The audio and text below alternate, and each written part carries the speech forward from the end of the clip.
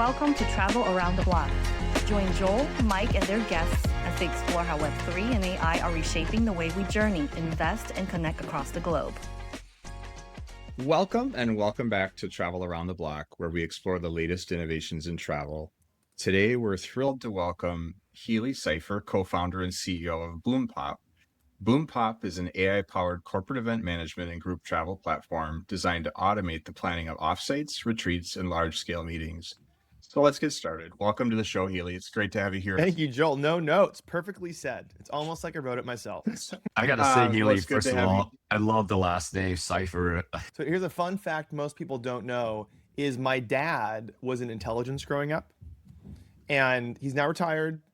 And so a question I often get is Healy Cypher even my real name? And I don't know.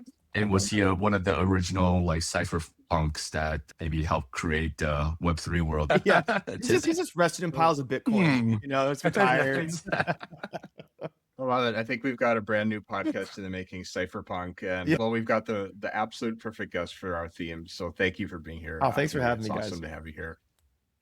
If you don't mind, some folks in the audience might know you incredibly well already from your incredibly popular podcast, which we'll get into in a bit.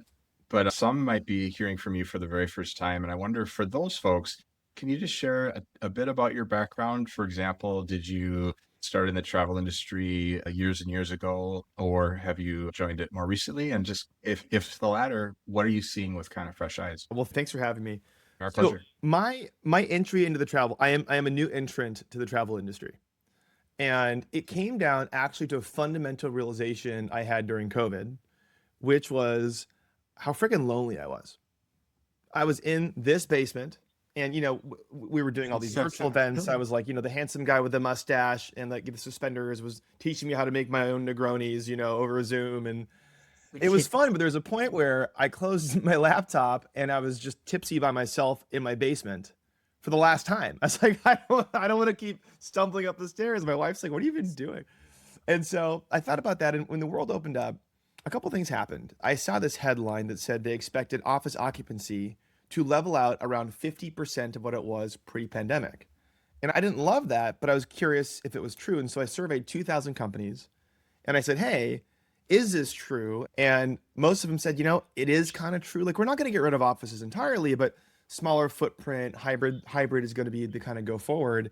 And we also believe in the importance of getting together in person. So we're going to spend it on events. And I was like, events? And they were like, yeah, if you want a great team, you got to do offsites. So they're committed and they're focused on the North Star. If you want clients that love you, you got to do client events. You got to take them with the dinner. And if you want your best performers to be super motivated, you got to do SKOs and President's Club. And then they surprised me and they said, and you know what? Can you do this for us? And initially we were like, no, that sounds really hard. but you know, and as we got into it, we were blown away. So you guys know this better than anyone. Travel it's one of the big ones. It's 10% of global GDP. It's $11.7 trillion. Most people know that, which is why you have some of these behemoth companies, Booking, Expedia, Airbnb. Most people don't realize, and I definitely didn't realize it, especially in the corporate setting, 40 to 50% of travel is driven by 10 plus meetings and events and groups. And as we kept going down, there are these really clear problems across the industry. On a user side, it is, for whatever reason, the last untouched part of travel where you can't do anything online. You got to call, you got to email. Sometimes you got to fax. In Portugal, a group selling team, you know, you're lost in 47 tabs and spreadsheets. It's wildly difficult to figure out where you want to go and what vendors you want to book and how you're going to pay for them and who can make it. And then likewise, on the hotel side, these group salesmen who like, these are their full-time jobs, are inundated with these absolute garbage requests for proposals, RFPs. And it's Betty at yahoo.com, and they don't know if it's like a grandma who lives in Iowa who just happens to have a Yahoo. Like, they have no idea, but they're still going to spend 45 minutes responding to this thing. And so we looked at this and said, we think this is uniquely a problem that AI can solve. And Joel, to answer your question, I'm from Nebraska. I grew up overseas, which I kind of alluded to earlier. And I've been running and selling companies my whole career. And what I try to do is find industries that are often overlooked, that don't really have a tech winner in it, and then try to build a very compelling company in it. So the last company, as an example, which I sold in 2019. If you ever walk into a Burger King or a McDonald's or a Wendy's and see those touchscreen kiosks, you order food. You ever seen those? Yeah, absolutely. We did all those top 40 quick serve restaurants. And it was fun because it was like introducing, it was introducing new tech into kind of like an old space. And the interesting thing, this is the through line, then I'll pause, is, and this relates to my personal belief in the importance in human connection and how definitely important it is today. Even then, before it was total digital saturation and we all knew what we knew about AI, when we first launched, they didn't work. The kiosks didn't work. People walked in and they didn't want to touch these things. They wanted to go do something else. Healy, is that what you mean when you, sorry to interrupt, but when you say they didn't work, do you mean they functioned, but that people wouldn't adopt them? And the thing that changed it is we hired what we called a greeter. It was a wonderful smiling person who'd stand in the kiosk and say, "Hey, welcome to McDonald's. You can use these and I'll answer any questions you have." And that little thing, that little introduction of humanity into an otherwise tech solution, it was so good. They had to start redesigning McDonald's because they couldn't make enough food fast enough from these kiosks. But I had one CTO of this one big brand call me.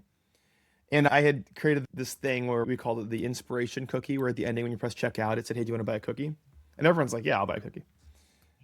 He goes, "Hey man, this cookie thing is great." And I was like, "Yeah, it's awesome. Everything's up, like everything's up. It's great. People were loving it.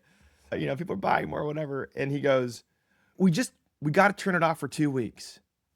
And I was like, "Why? It's crushing. All the goals is beating him." He goes, I know. So anyway, it's a long way of saying that I love challenges like this. I also love to travel. And it felt like this is a really interesting opportunity to get AI to come in, to remove a huge amount of the wasted time, the huge amount of effort, the wasted administrative hassle in bringing people together. And my hope and belief, I have 2 kids, I want to build a better world for them, is if we can make it so easy for people to get together in real life, more people will do it.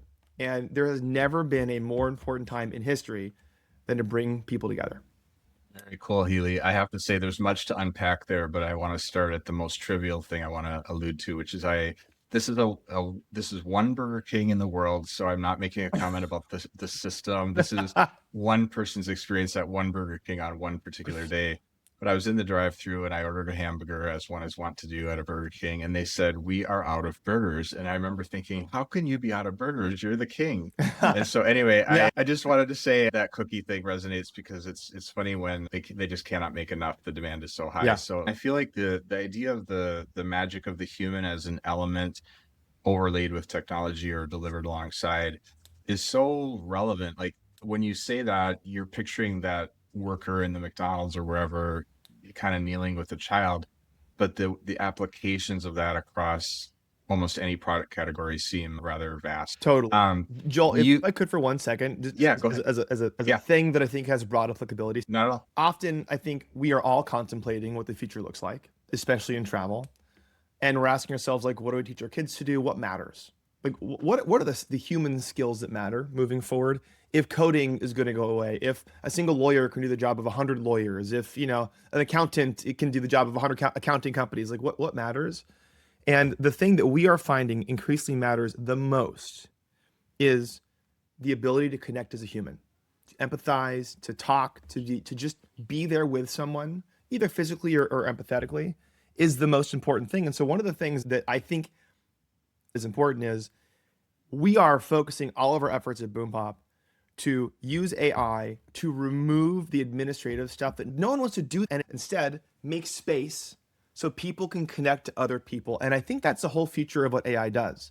It allows us to focus on connecting and humanity and experiences and not on a bunch of the kind of like super ground level tedious stuff that no one wants to do. I have to say, it's very inspiring to hear you say that, because there's a certain amount of administrivia that if you're anywhere near the age I am, which I won't name, but people have eyes. 25. I have to say all my life, administrivia has been an aspect of, any situation you're in, but imagining a world where a certain amount of administrivia goes away, but what's left is that human touch, that human magic. That's actually a very inspiring and positive view of where AI could take us, which I must admit I find refreshing against a backdrop of some of the more, shall I say, negative prognostications about its impact. So I'm just trying to say, Healy, it's very refreshing to hear you say that. You alluded earlier in our chat to the importance of human connection and the rise of loneliness. And you were kind enough to share that personal example of almost tasting a moment of that during the pandemic. And I'm wondering, as we see loneliness on the rise across society, and one hears of books, Bowling Alone, etc. I wonder, do you see people turning to AI as a kind of substitute for human connection? And is that a good thing, bad thing, or indifferent thing? And what should people be cognizant of as they look at whether they themselves should do that or whether their friend is doing it, for folks to consider? Well, let's start with some of the stats and then jump into like AI's role in the whole thing. So the stats are 61% of adults today say they feel lonely when asked. 61%. And when you take those numbers lower to 18 to 24-year-olds, it goes up to 74%. So think about that. 3 out of 4 kids today say they feel more lonely than ever before. And as a kind of a silly anecdote, but I think useful one, if you look at the 1970s, how often the average high school senior would attend parties, 80% of high school seniors went to 2 parties a week on average. Now, any guess what that number is? Less than 10%. Dare not even guess. Less than 10%. Wow. Yeah. And so this thing happened over the pandemic. Let's just kind of get to how we got here, where you realize you could just sit on your couch and order DoorDash and watch Netflix. And the caloric need for that was very low, a lot easier than like, hey, what are you guys doing? Are you available? Like, all that sort of stuff. You don't have to deal with the rejection if someone can't make it. So there's like this learned behavior, I think, that happened that we're having to get out of. You also had an entire generation of kids who started working remote, which is very challenging, I think, especially at younger ages. And so people are looking for anything to find a sense of belonging, to find positive reinforcement, to be told that they're doing a good job, anything and anyone, full stop. And the challenge is when they go to the places where they used to go for the dopamine hits, Instagram, X, LinkedIn even, it's just a flex fest. And so all you see is everyone else, like, I'm the best mom ever. Look at all the stuff I did. Or like, I just made $1 billion by 25. The thing is, everyone's on there just trying to show a version of themselves. And as we all know better than anything, comparison is the thief of all joy. These are created for that. And so think about it, like you go out, you have like only the best versions, the snippets of people's lives that honestly aren't even true all the time, making you feel lesser than yourself. You have less human connection at work than you used to. Sometimes you miss your whatever. You've also got, places where, and there's all these studies that show the vitriol in places like X is wild. I've had episodes, just as an aside, on my podcast, which is literally called Don't Be a Jerk.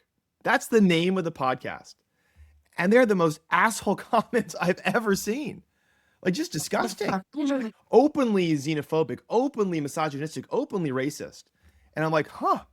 And I'll click in to one of the little, like, I'm like so curious. Why did this person say it? Audacious. I click in. And it's a photo of them with their kids. And it says, Jesus is the way. And I'm like, what? Like people just, they have this sense of anonymity and they do these weird cathartic things that aren't positive. It's a long way of saying that all these places you used to go to for a feeling of belonging, importance, and meaning are kind of like unavailable. And so, you turn to whatever you can, which might be AI. Hey, ChatGPT, I want to tell you what I did because it'll make you feel good. And it's designed to be a little sycophantic because you know what? Everyone likes that. It is what it is. We can probably look at China as an example of combination loneliness. And so if you keep a AI toy market in China, it has exploded in the last year. So I think I read around a year ago, the AI, and these are stuffed toy animals. Toys R Us, and you buy stuffed animal. Now imagine you can buy these stuffed toy animals and their AI power. You can have conversations with them. They can help you with your homework. And I think around May of last year, I read that it exploded within a year to almost nearly a $4 billion market, and it's projected to become a $40 billion Oh my market. God. And it's probably just been around for a long time and just didn't really have a good problem solving because we all didn't have an easily accessible advisor, mentor, therapist, whatever you want to call it, right? And I think that stuff toy AI market is solving that big time Yeah. right now. I came back to this thing I actually read by Dale Carnegie, which just always rings true to me, which is fundamentally every human just wants to feel important. That's it. We just want to feel important to the tribe, Yeah. to the cause, to whatever. And this is why I'll take this back now to what we're working on together. This is why I believe travel is so critical. You feel important. You have a need to go there. While you're there, you're experiencing things. And so one of the things I ask myself, and this relates, both Mike and Joel, to what you're saying is, okay, there's these big macro trends that are happening. Loneliness, AI dependence, digital saturation. What can I possibly do to alter that? It feels so overwhelming. And what I've concluded is the best thing you can do is focus on your near-term community, family, friends, colleagues, make them feel important, and invite them to offsites. But it's funny, Healy, how if you take that premise of people feeling important, which I'm hearing as feeling heard, seen, valued, Yes. treated with care, Yeah. treated with respect, Yes. being validated in some sense. That's how I'm hearing that phrase. A lot of that, although it can be done virtually, it is certainly much easier face to face. And so the premise of if you have colleagues and you're trying to create a sense of team, a sense of camaraderie, and a sense of cohesion, shared purpose, the idea that that's done without ever so much as having a chance to break bread together, so to speak, or to maybe play a sport for 5 seconds together, it makes it prohibitively difficult. And not that it's impossible, but it's very challenging to create those kind of bonds of brotherhood and sisterhood. If there's no chance of being that proximate, it does create a challenge. You bring teams together. What do you witness? Like maybe they've been apart for 6 months, 12 months, even longer. Yeah. What is it like when you bring these teams together? I'm just curious, what do you see in the room as people kind of maybe show up a little bit trepidatious, and how does that sort of thaw over time? Joy. Just joy. Like I have never seen a photo from any of our clients' events where every single person wasn't smiling and sometimes laughing. People love it. They love being That's awesome. together. And that's one of the things, it gets us going. Like, look, running companies is hard. Running VC-backed startups is a different flavor of hard. The expectations are wild. The goalposts are changing. And what gets us going is the mission of the happiness and joy people get when they're together, truly and deeply. Yeah. And what I've found to be true is there is a lot less room for misinterpretation when you're in person. There's charts on this. It'll show it's like, text and Slack and email versus in person, or phone call in person. Like when you're in person, the chance you miscommunicate's a lot lower than just fully shooting, written communication over. And so when people are together, they understand each other. There's a bunch of like there's physical kind of nonverbal communications they pick up on. And the most beautiful thing that I found, I grew up in the Middle East, which is, I don't know if you've read, it's a place of occasional conflict. And what I found, it's funny, as you were talking, geopolitics was kind of coming to my mind about gathering together, but please continue. I went to an international school, and it was people from everywhere. They're Ethiopian, they're Sudanese, they're Swedish, they're British, they're Arabic, they're from Syria, like you name it. Everyone got along. Everyone. Because it turns out when you are together in person, invariably, it becomes clear you have way more in common than different to every other person there. And so you kind of asked about what do we see? Like we see that. I think increasingly what we're finding is the criticality of leaving unstructured time for events. Just let people go. Let them have fun. Let them laugh. Let them be together. Don't try to over structure everything. Goes really far. Beautiful. I mean, we literally we did this recently, and we have two offerings. We have an AI powered, as you said, event OS. Talk to the AI. It'll help you to plan, negotiate vendors, all the workflows like the calendar invites and the communication to your team, the website. But we also have on top of that a really wonderful managed services group that uses those tools and helps you to book everything, every vendor you need, and will be on site. And so one of our amazing event planners, Alexia, had this idea for something she really wanted the AI to do. She's like, hey, I do this thing over here, but it'd be awesome if our MCP could pull this in and do this thing in the platform. And an engineer heard it and was like, that's awesome. And then the next day built it into the MCP. They were that excited about it. I hope that's landing very deeply with everyone listening, because I think that unstructured idea and leaving a bit of space is wildly important. And sometimes when we have an agenda that is overly prescriptive and kind of tight to a fault, it leaves no space for that kind of happy accident to happen. And I think that is a lot of times where the value is. We can get into the power of a long motorcycle ride later, because I know Healy, you and your co-founder both do that, and Yeah. might get into it. I'm just teasing for the audience that we're going to get to the fun of motorcycles in a minute, because Mike is also pretty into that. But, Great. Mike, I want to hand it over to you, because I know you have some questions related to EQ, et cetera, and I wanted to make sure we get over to those. Yeah, I mean, one thing I think I've heard Healy said that is that you're a pro in real life and that human learns from humans. And you've also said that BoomPop is an anti-AI company. So how do you think about those seeming dichotomies? We have an amazingly sardonic copywriter. Her name's Marielle. She's amazing. So the fact you remember that means she's doing her job. The joke with anti-AI company was kind of what you alluded to, Joel, which is like, if you were going to choose between spending time with a human or spending time with your AI counterpart, we vote human. Like, we think there's nothing better than human connection. And so we would prefer that our AI is so efficient at doing its thing that you can focus on spending time with other humans. That's what that means. That's the anti-AI company. I want to talk, and maybe I'll level up to kind of like, in this age of AI, what does it mean to be a CEO with shareholders? Like, that's, I think, a big question, because you have this incredible tool now that can do the work of legions of people, and you have a decision to make. Am I going to reduce my headcount significantly? And by the way, be rewarded by any private or public investors. Oh, profits are up, less headcount.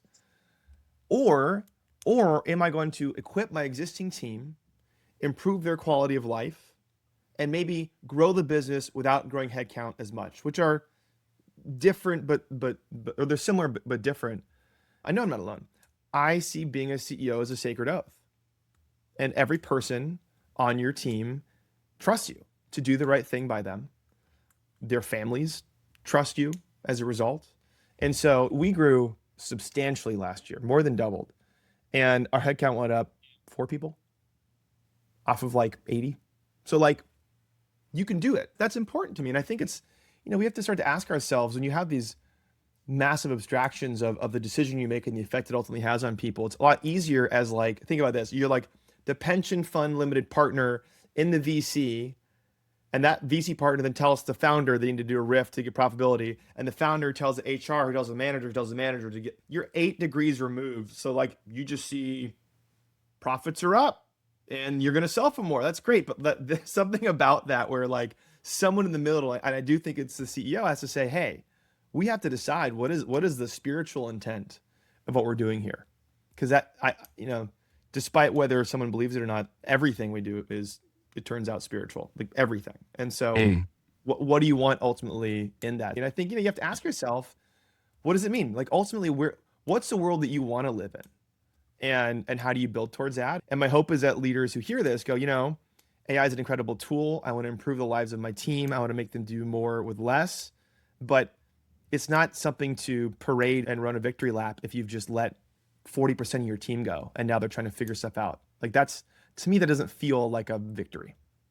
And then later on, after you let everybody go, thinking the numbers are good, you quote unquote saved on CapEx, etc. But then later on, you're like, wait, these token costs are really expensive. Yeah, that's the other side. Oh my God.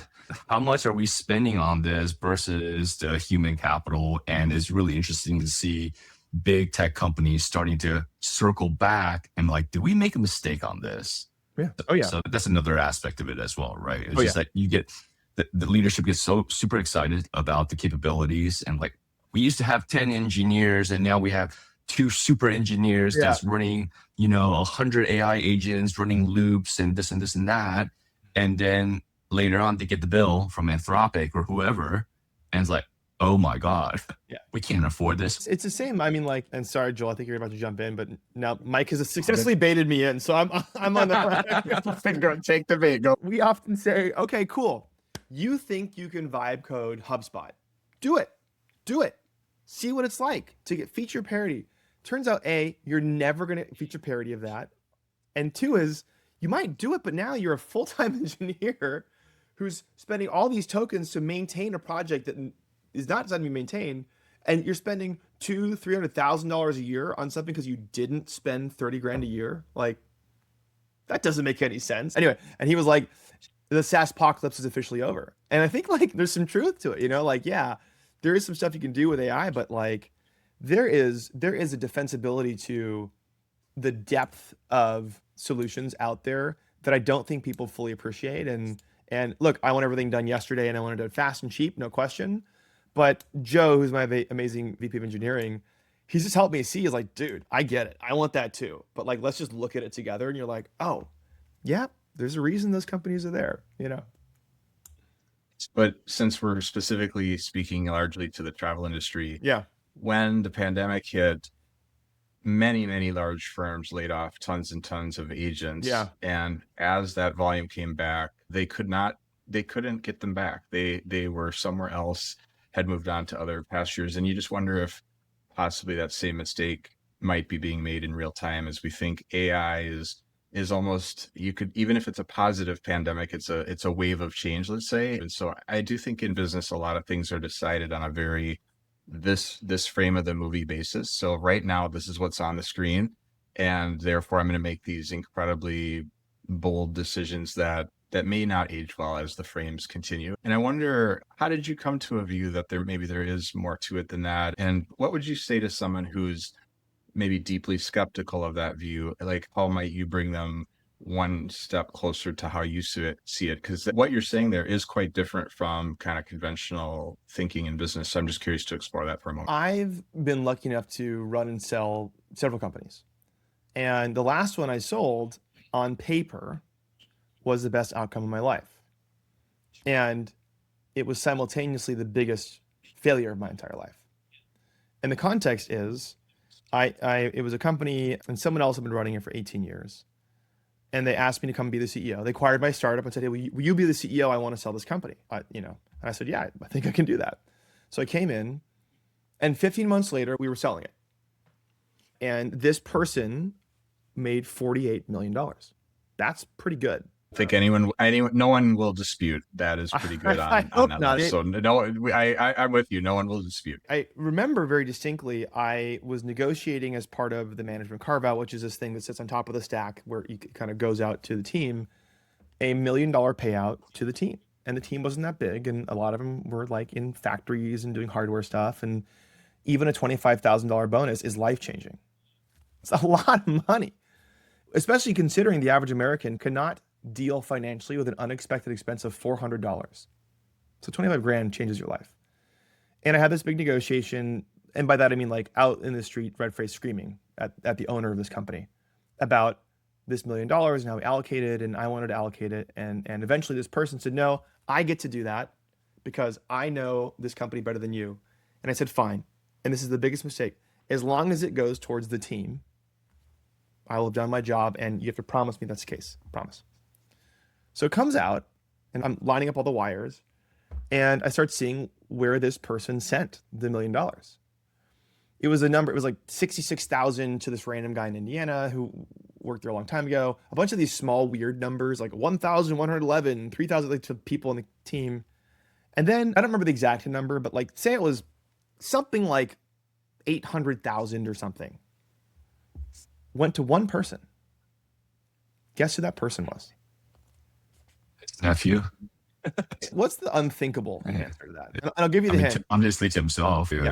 Yeah. Because 48 million wasn't enough. Wow. And it really, really gutted me. I felt like I had failed. Man, I cried about that a lot. Hey. And my wife and I, we wrote personal checks to folks. We felt that responsible. And I made nowhere close to what that other person made. Nowhere close. Didn't matter. And so at that point, I needed to find a very plausible case that wasn't the way the world should work, and it wasn't what was more common. And so I just started researching everything. I looked into Adam Grant, I looked into Jamil Zaki, I looked into everyone out there about, what is the most common human values out there across every culture and religion, and like, how are the most successful people successful? And it turned out that the most valued thing across every culture and language is giving. It turns out humans giving. It is the only thing that matters, and it is above, supreme to everything else. And related to that is the most successful leaders are givers. Because if you know that you will win if someone else wins, you want them to win. And that actually ended up being this long journey that started my podcast, Don't Be a Jerk, because I was searching for that content. It was too hard to find. So I wanted to create something that would help people understand the straightest and best path to success is by not being a jerk, by giving, but being considerate. I think I was on a bit of a mission to prove to myself I could build a big company that was a good company, what it did, bringing people together, also that treated his team well. We have a joyful experience, who work hard. I think it's much more common for leaders to be successful when they give, but you don't hear about it as much because the way that the incentive structure works with headlines that are negative. Data points I'll give you.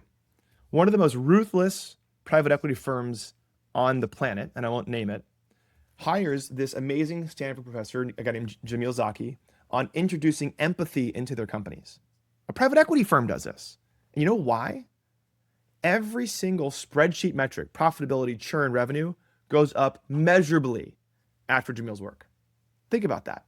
Like, that is important. The other thing, and this is to the skeptics, Joel, like people are like, well, I don't know. It's like, you got to be cold, hard, and analytical. I'm not saying you don't. You do. And sometimes you have to make hard decisions, and you got to do a layoff. It sucks. But either you lay off 40% of the team, or 6 months later, you're laying off everyone. But one of the things I did that helped unlock this is I did a projection to my future life at 90. I imagined that I woke up at 90 years old, and I asked myself, what was the perfect life? Like, what happened if everything was absolutely perfect? Who's around me on my deathbed? What happened, in my relationships, with my family, with my experiences? And it turned out when I did this and I distilled it down, what I did at work wasn't like top 5. It was my wife, it was my kids, it was my parents, it was my friends. That's who's going to be around me on my deathbed. And I think to those skeptics, I would ask yourself, ultimately, what is happiness? What are you going to lead this life with? Who's going to be around you on your deathbed? And I just know a lot of examples of people sacrificed their family and their happiness for work, and then they retired, and it was a very harsh reality that they stepped into. Healy, I'm saying this in a completely non-ecumenical spirit, so I'm using words in a sort of secular way, but I feel like you just kind of took us to church. And what I mean by that is I feel like we went pretty deep into the realm of deep truths, and I think that's one of the high points. You're going to be our inaugural guest of season 3 of our podcast, and that we're starting on such a note, because that is utility from hearing this podcast that goes far beyond the latest tech trend or a cool startup to work with, etc. Life advice that if somebody's open to it, that could change their life. So thank you very much for that. That was astonishing and nourishing to hear. Mike, over to you. I know you have something else. I think what you said earlier reminded me of a book that I used to give to friends, but also share with my team and leadership back in the days. It's written by the Dalai Lama. It's called The Art of Happiness. I don't know if you ever came across this book. No, I'm writing this down. Really, it's a book of love and compassion. There's a lot of applicability to personal, family life, etc., but also in professional life. But then also when you were talking about this interaction you have with this guy that is greedy. I never said it was a guy, by the way. Oh, sorry. This person. I never said it. Yeah. It just kind of gave me that dichotomy of the philosophy that what you had and what you believe in and where your heart is versus like, I don't know this person, but it just reminded me of that Gordon Gekko quote of greed is good back in that late 80s Wall Street movie. Yeah. But in any case, I really appreciate, like the way that you're approaching that and how you look at things. I think there's not enough conversation around that, to be honest, around it. They're just, we're just kind of living behind numbers a lot of times, right? So, yeah. And then one of the things that I think that you speak about is the importance of emotional quotient, EQ. Like that's obviously important for us to be able to have that capability and that skill that's not really taught when you're in a corporate professional environment, it's not a or class even of work. personal for that matter, right? I wish there was a school class where you could like, okay, we're gonna assess you where your EQ is and then help you, up level that as well. But in relationship building, meeting people in real life and having that ability, the EQ being applied, can you give us a little sense of where you realize the importance of EQ in a professional environment? So my first job out of college, I was a consultant in New York. I went to work in undergrad, so it was like either iBanking or consulting. Like those are the paths. So I did it. I'm not gonna lie, I did it, and I loved it. It was fun. I learned a lot, and I had this engagement manager on my very first job, my second week out of college, pull me aside, and she goes, "Healy," and I was like, "Yeah." She goes, "I've been hearing you laugh a lot around the office," and I was like, yeah, like I really like it here and I'm enjoying my work and I try to have fun. She goes, yeah, if you want to have fun, maybe consulting isn't for you. And I realized that like she believed that. And the counter to that is ironically, if you want to have really happy customers, the first thing you got to do is you got to have happy employees because otherwise they're not going to treat them well. And it's things like that that I want to help people get out of their own way and realize that, and I'm not trying to get too like spiritual all the time on this, but you can kind of decide what you want your life to be like. It's a decision you can make. And some people don't like hearing that, but it is true. And you can decide if you want to have a joyful life. And like, I want to, and I want people around me to have a joyful life and I want to help to enable that. And so like I have these, kind of, it's funny as you asked it, I have these different moments that kind of come up that I have remembered, have realized of why. I never forget it. This one time he pulled me aside and he was like, Healy, you got 5 minutes? I'm like a lowly director at eBay. And I was like, what? I was like, I'm probably not getting fired because he wouldn't do it. So like, I don't know what's about to happen. He pulls me in this small conference room and he goes, Healy, I like your energy. I like your attitude. I like you're a great innovator. And I want to put my money where my mouth is. So I thought about it and I want you to look at this. And he has this manila envelope and he slides it across the table. And I opened this manila envelope and it's just like at my moment in the time, I'd never seen dollars like that ever. Like this is a reason to stay for a long time. And I still like stutter thinking about that moment. You know what I mean? And like, that's the opposite of this. He said, I like what you're doing. You're doing a great job, and I'm going to give you positive reinforcement for that. And those, like, I would do anything for John. You know what I mean? And so they introduced this concept of positive tickets where they'd pull kids over who are doing the right thing and say, hey, here's some movie tickets. Thank you for not speeding. Here's free ice cream for a month. Thank you for whatever, being a responsible driver. And ticket infractions went down by 65%. Because of positive stuff, not because of negative. And then I'm a type of travel managers. Believe it or not, I'm going to do this. We're like, I do think we're going to do a quick tour around the university, but we will land back at the desk of the travel manager. Got it. Yeah, we're going to talk for a minute. Got it.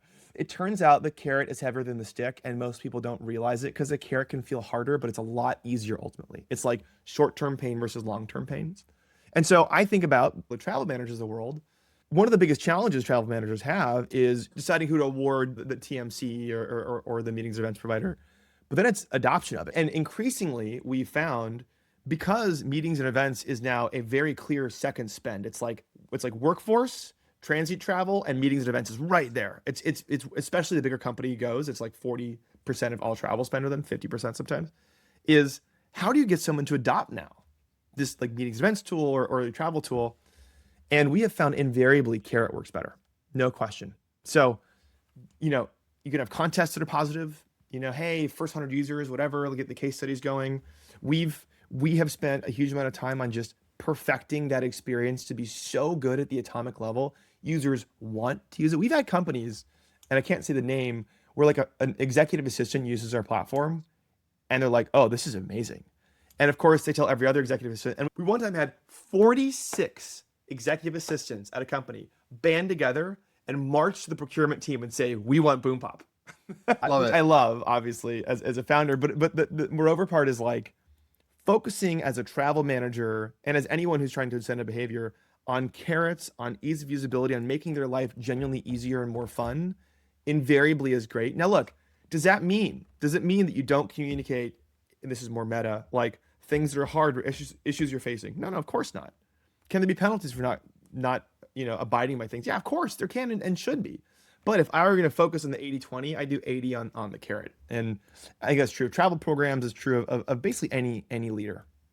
I almost wonder if there's a need, maybe it's for the year 3000, but to almost transcend carrots and sticks entirely to a world of it's become so full of joy and so easy that it's almost frictionless. And I feel like part of why you guys are having such traction is that you've somehow managed to inject a level of energy that almost takes it to somehow a slightly different realm. Like, hello, we are meeting event provider A, we are B, and then there's BoomPop. And it's just this whole other dimension where nobody's even trying to compete on those dimensions because they're hard to articulate. What I'm saying is it's almost visceral, it's almost experiential entirely. Thanks, and so I think you guys are coming at it in a really differentiated way that is, frankly, I think would be brutally difficult for somebody to try to emulate or imitate, because it's like you got it or you don't. Organic, sincere way that I couldn't applaud more. Very, very cool. Can I tell you, Joel?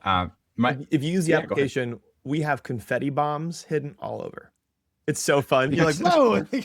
Mike, I know you will suffer greatly this day if we don't get to motorcycles. And so I want to make sure you guys have a chance to at least spend 30 seconds or as long as you wish, just kind of chatting through what does it mean to a human being when they take up a hobby like that? Like, what do you learn about yourself when you learn how to ride a motorcycle fast through difficult terrain? What are we learning when we do that? And I'm asking because I in full admission do not ride motorcycles, so I'm all ears to learn from you guys. Yeah, exactly. Yeah, right? Exactly. I think we could start out with the question of why do we ride?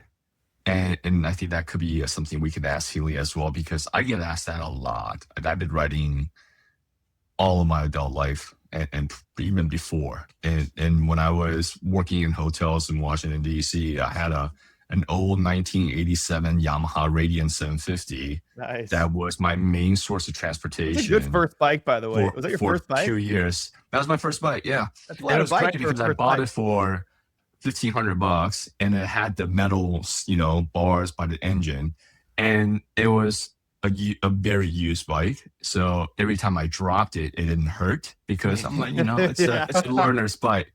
And then of course, with that philosophy, all my friends were like, well, can we borrow your bike to learn and drop on as well?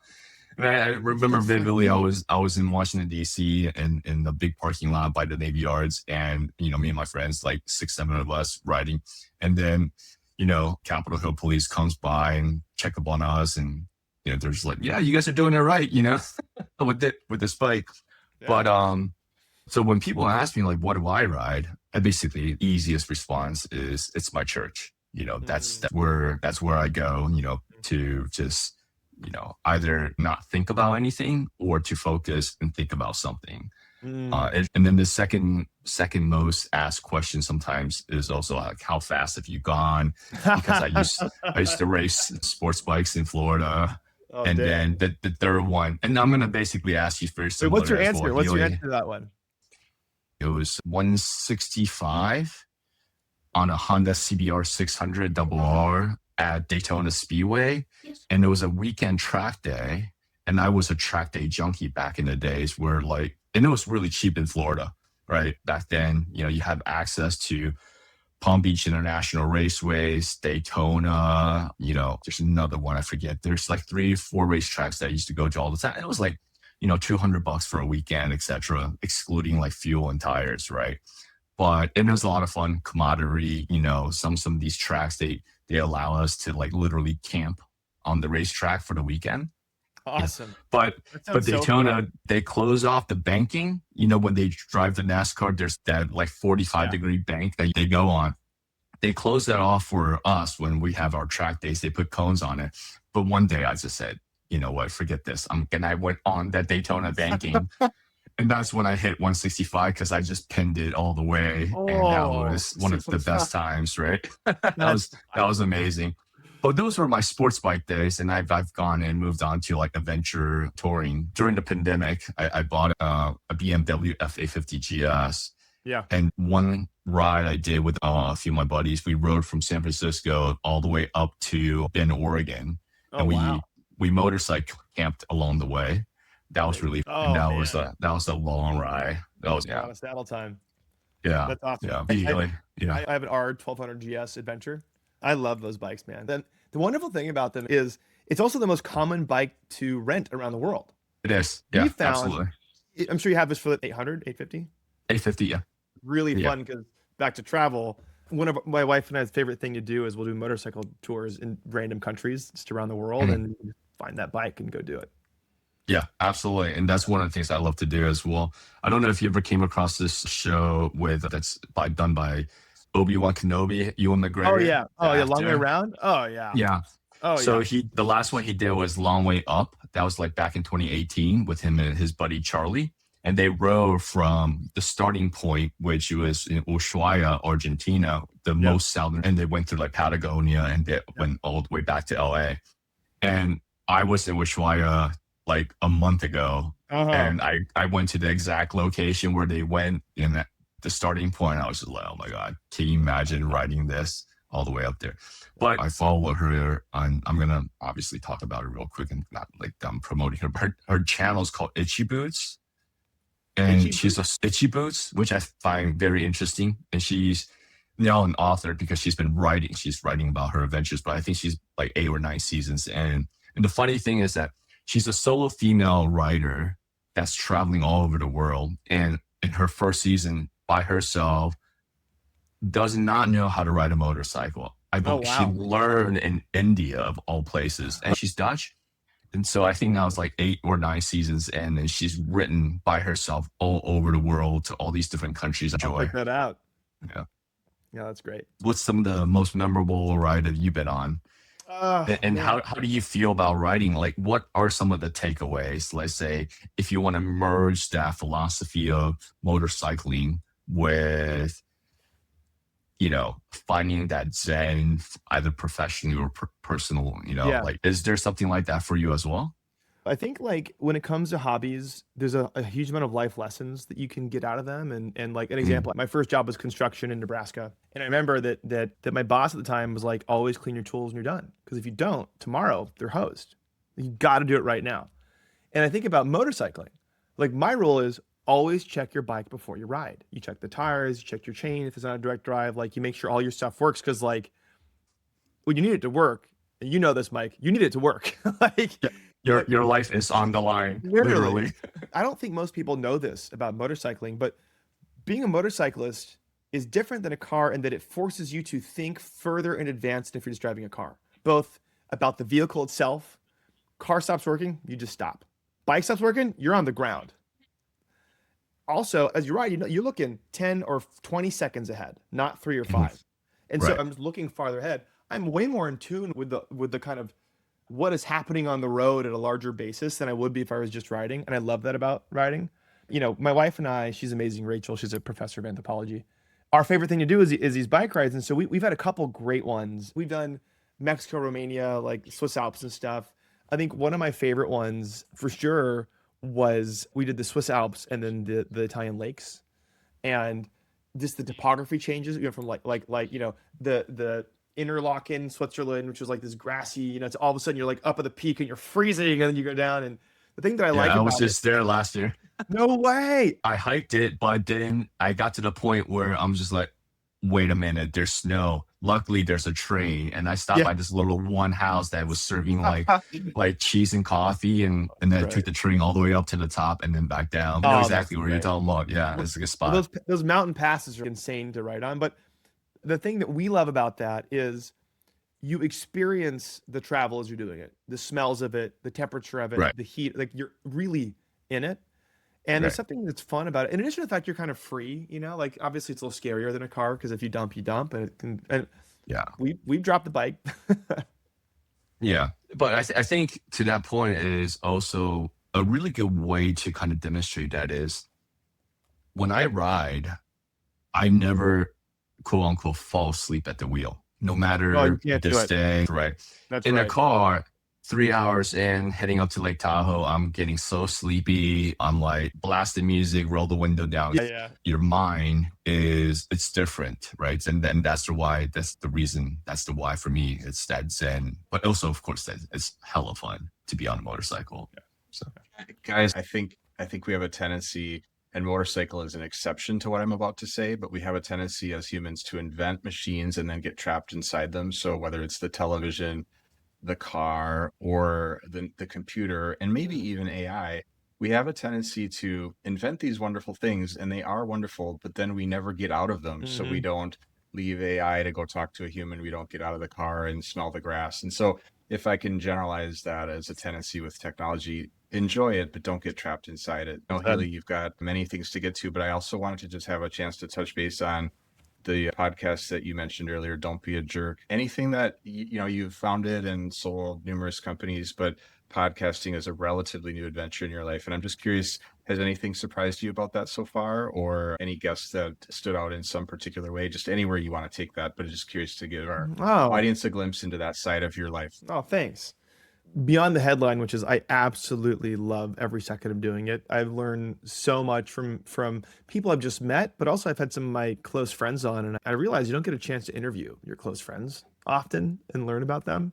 I think things that have been surprising to me is if you don't come in well-researched and with a bunch of intention, it can be a lot harder to podcast. Very cool. It's fun because I weave in studies, and we always try to get with that one question where I bring it up and they're like, how did you know that? And you're like, yes, like that makes it more fun. Right. But I think the thing that I really love is I've yet to find a guest who has disagreed, who has rejected the premise of the show, which is like, hey, you should be a good person. I'm like, yeah, you should, of course, and here's every example in the book and every study that shows that, which is really fun. I've also found, so some ideas of guests we've had, you'd expect it to be founders and VCs, which there are some of those, but it's professors. I've had FBI negotiators on. I've had neuroscientists on. I've had a fifth grader on, by the way, a guy named Sam. He wanted to start a podcast called NBN, No Bad News. Because he was like, I sit in the car all the time with my parents. We have NPR on, and it's all bad news. And I was like, why do you think they do that? Do you think people want to hear that? And he goes, no, I don't think anyone wants to hear it. It's just what the system feeds them. So I want to change the system. And I was like, Sam. very cool. So across the stack, Very cool. I think it's happening now. I think that people are seeking out not just joy, but positivity. And, they're at, I don't want to say it's at war, but it's a battle, because two things are true. So one thing that is true, and this is from the podcast, which is why I bring it up, is if you were to ask most people, and there's a study on this, is the world better and safer this year than it was last year, or is it worse? Most people will say it's worse this year than last year. That's been true for years and years and years. Yet despite that, every year is the best year in history for worldwide poverty, lowest it's ever been. Quality of life, highest it's ever been. Percentage of crimes that are violent, lowest in known history, ever. So despite the fact the world is the best it's ever been and getting better, most people's perception of it is that it's worse.